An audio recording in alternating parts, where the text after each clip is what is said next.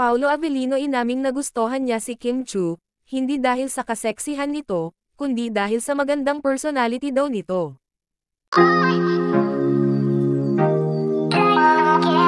Spotted kanina si Kim Chu, kung saan ay hindi niya kasama si Paolo Avellino o di kaya late lang si Pao na dumating. Nag-post kasi ang isa nilang kasamahan sa workout, kung saan ay si Kimi lang ang spotted nito, at sa naturang upload nga ng video ay may caption itong, "Bakit walang nakangiti?" Kung saan ay napangiti na lang itong si Kimi.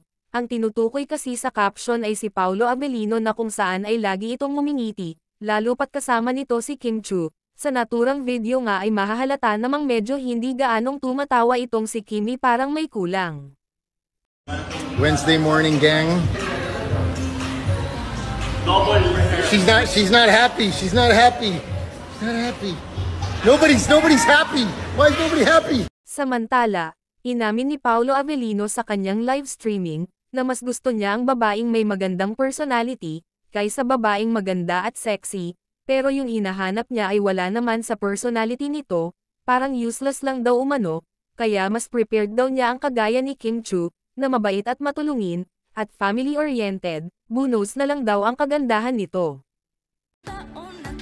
Ano kasi ako, kahit gaano kaganda yung tao, parang mas gusto kong nakikilala, parang dun ko nagiging crush pag nakilala ko na yung tao. Mas nai-inlove ako actually sa personality ng isang tao more than